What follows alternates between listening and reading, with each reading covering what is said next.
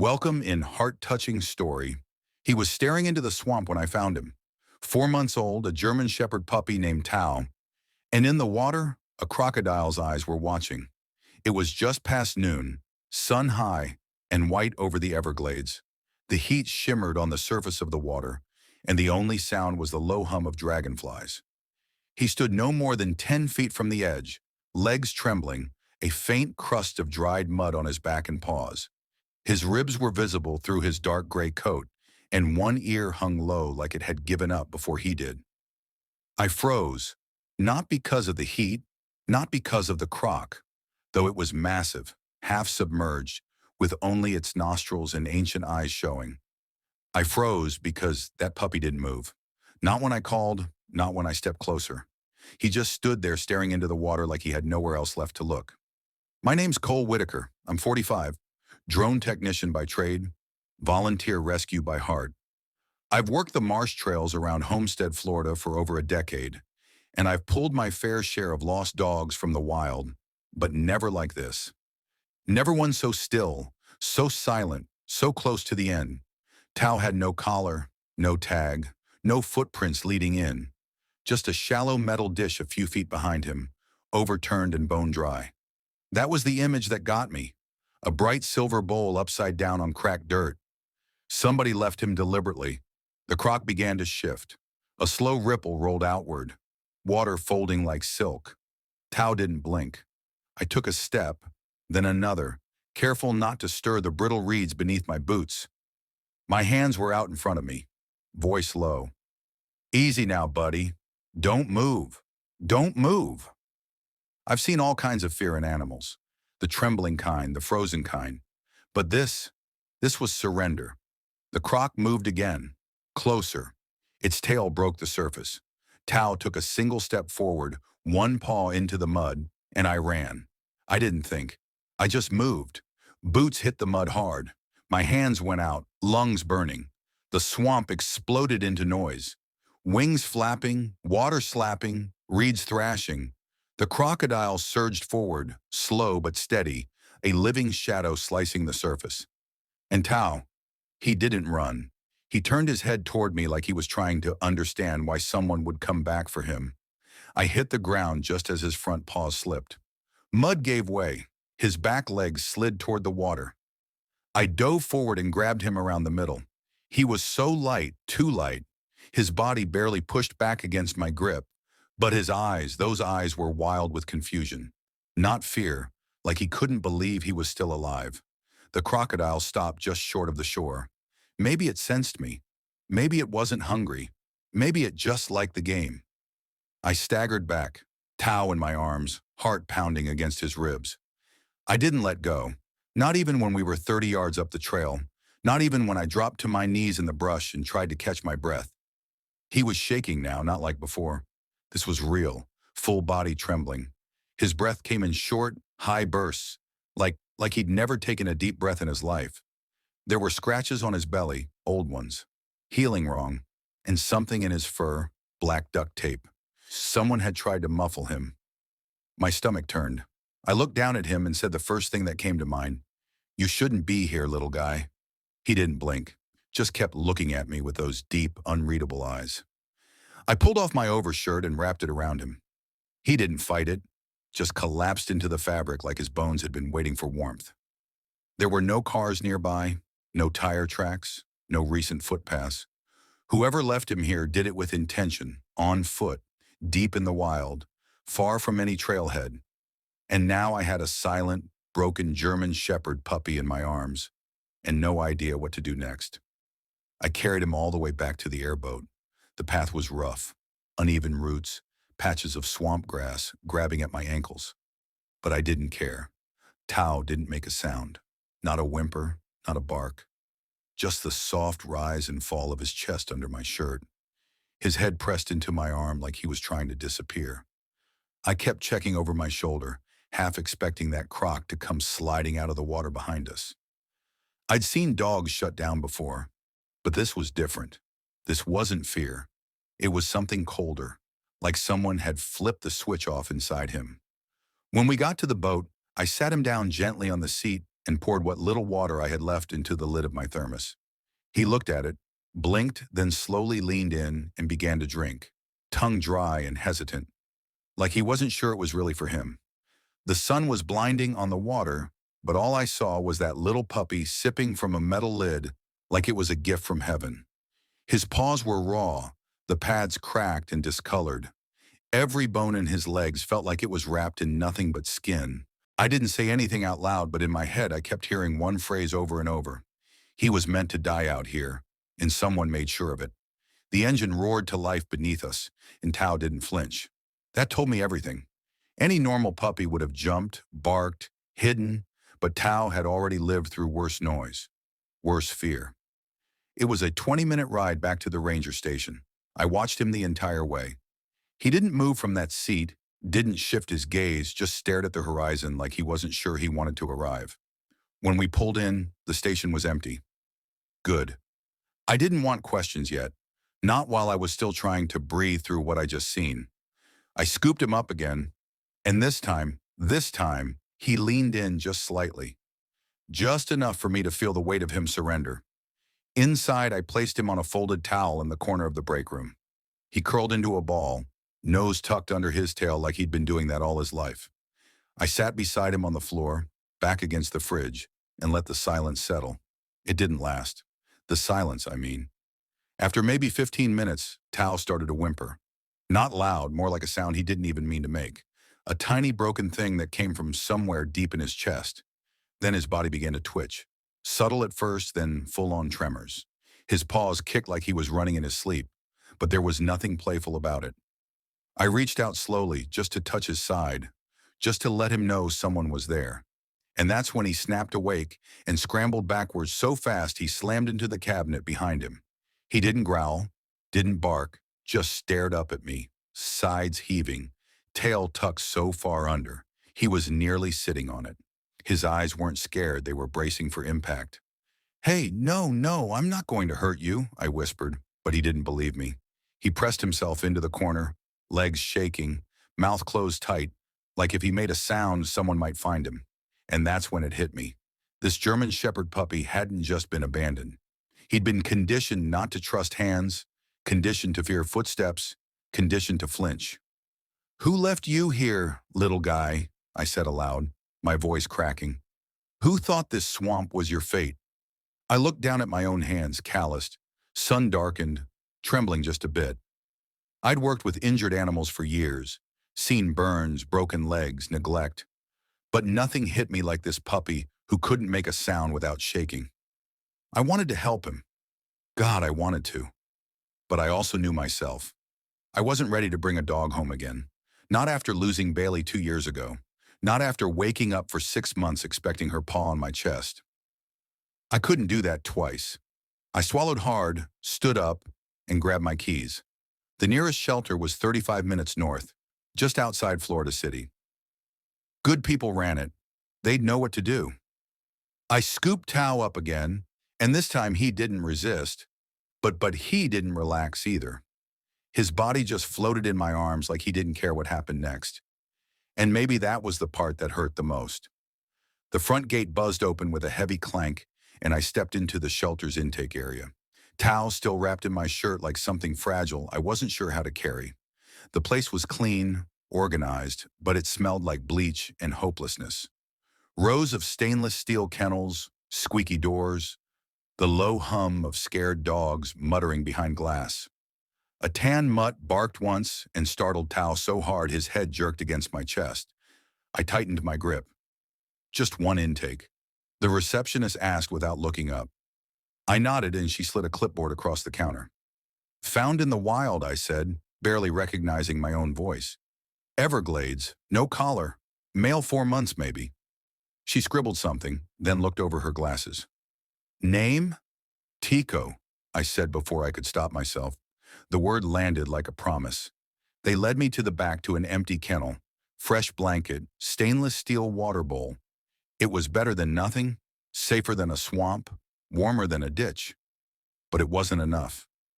When I set him down, Tao didn't explore, didn't sniff, just stood there staring at the wall like it held some secret exit. When I knelt beside him, he flinched. Not violently, but like he was preparing for something. I let my hand hover in the air, then pulled it back. "You'll be okay," I said quietly. "They'll take care of you here." I hated the way it sounded, like a line I'd told myself too many times before, like I didn't believe it anymore. As I turned to go, he let out the softest sound, a sort of breathy yelp, like he was trying to speak but couldn't remember how. I looked back. He was still staring at that blank wall. I don't know why I hesitated. Maybe it was the weight in my chest. Maybe it was guilt. Maybe it was just that silver food bowl back in the mud flashing through my mind again. But I stepped out. The door clicked behind me, and the sound of it closing felt a lot like regret. I didn't go home. I sat in my truck in the shelter's parking lot for over an hour. Keys in the ignition, engine off, just watching the front door like he might walk out on his own. Like that little German Shepherd puppy would somehow break through steel and silence just to say, "Don't leave me." But he didn't. Instead, I watched people come and go. A couple dropping off a litter of unwanted pups in a taped-up box. A teenager holding back tears as he handed over an old spaniel. A man in a suit picking up a purebred retriever with papers in hand. And somewhere inside that building, Tao was curled up on a thin blanket, probably still staring at the wall. The guilt came in waves. I thought about the way he'd pressed into my arm on the boat. The way he hadn't flinched when the engine roared to life. The way he made that one small sound when I walked away like it took all the strength he had left. I told myself I wasn't ready, that I couldn't open that door again. But what about him? He didn't get to decide if he was ready to be abandoned, or ready to be thrown into a swamp, or ready to trust again. He just survived somehow. And now he was in a cage alone again because I wasn't ready. It was past sunset now, the sky going lavender behind the palms. I leaned forward, resting my forehead against the wheel. What am I doing? My phone buzzed, a text from Mark at the station. "You all right? Didn't see you check out." I stared at the screen. My fingers hovered over the reply, but I couldn't type anything. What would I say? I rescued a puppy from a crocodile and abandoned him to a cage. I turned the key. The truck rumbled to life. My hands tightened on the wheel, but I didn't shift into drive. Not yet. Not when part of me was still sitting in that kennel with Tao. The next morning, I was back before the place even opened. Sunlight hadn't reached over the shelter's eastern wall yet. The building sat quiet. Shadows stretched long across the gravel lot. I didn't sleep, not a minute. Just tossed in bed. Every creak in the house sounding like Tao's breath. That soft, broken yelp echoing in my skull. When the front doors finally clicked open, I was already there, standing like a fool with a half-warmed coffee and a lie I hadn't thought of yet. I didn't need one. "You're here for the German Shepherd puppy?" the woman at the desk asked like it was already obvious. I nodded. My throat didn't work right away. "He had a rough night," she said, her face softening. Started whimpering around midnight. Not like hunger or pain. He was dreaming, I think, kicking his paws, whining low, then suddenly thrashing. We had to check on him twice. My chest tightened. "Vet thinks it's trauma response," she added, flipping through a clipboard. "He's young, but it's all in there. He dug at the kennel floor like he was trying to claw his way out. Tore up half the blanket, scared the others. We moved him to isolation so he could rest." She looked up at me. "You want to see him?" I didn't answer. I was already moving. The hallway was long and too quiet. When she unlocked the side door to the isolation wing, I heard it. Soft, rhythmic thuds against metal like a heartbeat out of time. Then a low whine. His cage was last on the left. When I turned the corner, he stopped. Just stopped. Paws still midair, mouth slightly open, breath fast. He didn't bark, didn't move, just locked eyes with me like he couldn't believe I was real. I knelt slowly, pressed a hand to the bars. He didn't come running, but he didn't back away either. Instead, Tao sat down, tilted his head, and let out a sound I hadn't heard him yet. A tiny, fragile woof, like a question, like, "You came back?" He looked worse in daylight. His fur, still matted in places, clung to his sides like wet paper. His legs were tucked under him too tight, as if he didn't trust the ground. But it was his eyes that did it. Wide, heavy, and red around the rims like he hadn't slept in years. Then I saw it. A single tear slid down his cheek. I swear to God I saw it. I don't care what anyone says. You ever seen a puppy cry? Not whine, not yelp, cry. It wasn't just moisture. It was pain leaving his body the only way it still could. That broke me. I stayed there, crouched, just watching that tear fall onto the stainless steel floor like it weighed more than both of us. And in that moment, something cracked open inside me. Some rusted door I thought I'd welded shut after Bailey died. I didn't think, didn't question it. My heart spoke before my brain could stop it. I'm not leaving without him, I whispered. The woman beside me didn't react, just nodded slowly, like she'd been waiting for that sentence since I walked in. I'll get the forms, she said softly. The paperwork wasn't long. Couple signatures, a quick review of my ID, a microchip scan. She smiled when she handed me the last page. You'll give him a good life. I can tell. I wanted to answer, but I was too busy trying to breathe. We walked back to isolation together. When she unlatched the kennel door, Tao didn't move right away. He looked from me to her, then back to the hallway beyond the gate like he didn't quite believe it. Come on, buddy, I said, crouching low. Let's go home. He stood slowly, uncertainly, and took one step, then another. He passed the threshold like it might vanish behind him if he moved too fast. His tail was low but not tucked, ears alert. And for the first time since I met him, he didn't look afraid of the floor. This German Shepherd puppy finally had a real chance at life. As we walked toward the parking lot, the sun breaking through gray clouds above, I felt something loosen in my chest. Hope maybe, or faith, or just the weight of knowing I'd done one thing right. But freedom came with its own dangers. It happened 2 days later. I'd started letting him out into the yard behind my place. Small patch of fenced grass lined with pine. Nothing special. Just enough room to breathe. Tao still didn't bark, still didn't play, but he moved. He sniffed. He watched the sky. That was something. That morning I was working on one of the drones from the park. Routine motor check. Tao lay curled in the sun a few feet away, half asleep, head on his paws. The buzz of the rotors probably reminded him of the airboat, or maybe just the sound of me nearby made it bearable. Then I made a mistake. I hit the throttle a little too fast.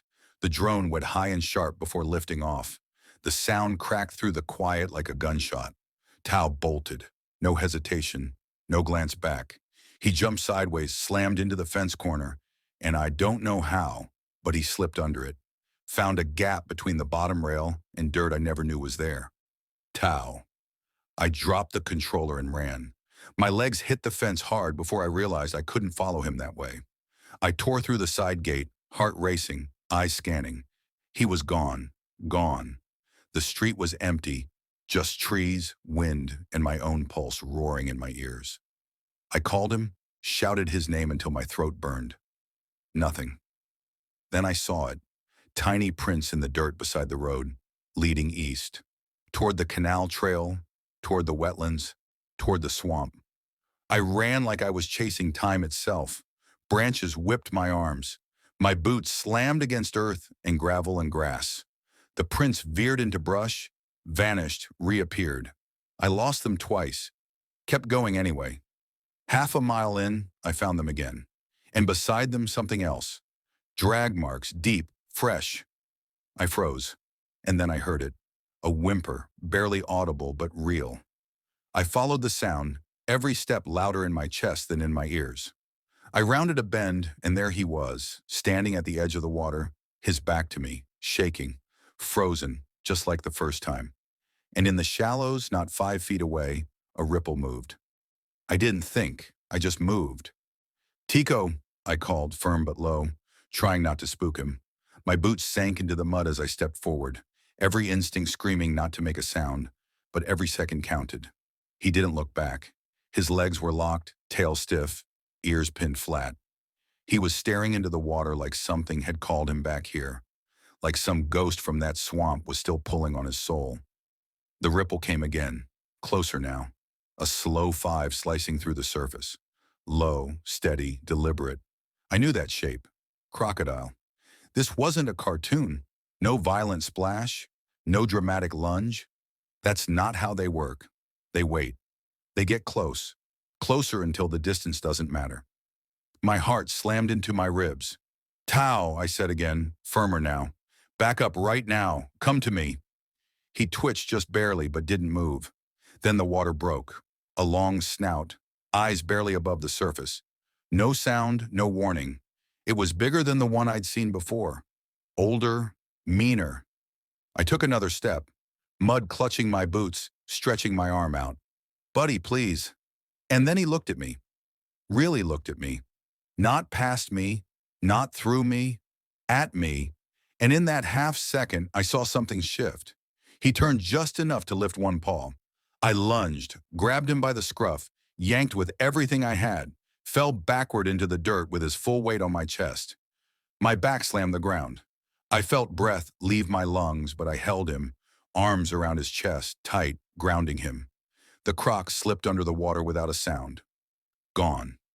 Tao lay on top of me, panting, shaking, eyes wide, but alive. I held him until I could breathe again. I don't know how long we stayed like that. The trees swayed, birds returned to their songs, but I only heard his heartbeat. Fast, wild, real. I've got you, I whispered into his fur. You're safe. I've got you. And for the first time, Tao licked my chin. I carried him all the way home. Not because he couldn't walk, but because I needed to. Because holding him, feeling the weight of him pressed against my chest, reminded me he was still here. Still warm, still mine. Tao didn't fight it. No flinching, no fear. His head rested against my collarbone. The whole way, eyes half shut, ears twitching with every sound. He wasn't tense anymore. He was tired, worn down, but safe. When we got back, I cleaned the mud off both of us, one hand on his side the whole time, like I thought he might vanish again if I blinked. I wrapped him in an old towel and sat on the porch steps, sun just starting to dip behind the tree line. He lay beside me, head on my knee. That's when I realized something strange. His eyes didn't look haunted anymore. They looked present, like whatever had been chasing him inside and out had finally let go. I reached into my pocket and pulled out the old park badge I'd stopped wearing after Bailey died. Tiny brass pin with a pine tree emblem. I clipped it to his collar. Ranger trainee, I said with a crooked smile. Honorary. He looked up at me, ears perked, tail giving a soft thump on the wood. That night he slept at the foot of my bed. No cage, no crate, no crying. Just one soft, steady breath after another. I watched him for hours, afraid to look away. At some point, I fell asleep too, with the kind of peace I hadn't felt in years. He didn't run again. He didn't need to. Because now, every time he looked at me, I saw something different. Trust. That quiet, sacred kind of trust that only exists between two creatures who saved each other. Tao wasn't just a rescued puppy anymore. He was home. He's asleep next to me right now. 4 months ago, he was just a shadow at the edge of a swamp, frozen in fear, waiting for the world to finish what someone else started. Today, he's curled up on my porch in the Florida sun, tail twitching in a dream that, thank God, no longer ends in teeth and darkness. And I don't know what Tao remembers. I don't know if he still sees the crocodile in his sleep, or hears the engine of the boat, or feels that last goodbye I almost made permanent. But I know what I remember. That tear on his cheek, the way he flinched when I moved too fast, the way he trusted me when he had no reason to.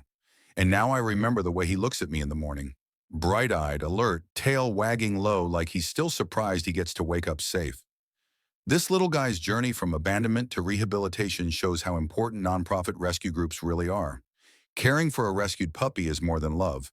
It's responsibility, it's pet care. If you're watching this, I hope you carry one thing with you. Compassion isn't a feeling, it's an action. It's the moment you stop the truck, the moment you turn around, the moment you choose not to walk away. Tao was just one puppy, but there are thousands more waiting, watching, wondering if anyone will come. So share this story, not for me, not even for him. Share it for the next one. Don't forget to subscribe.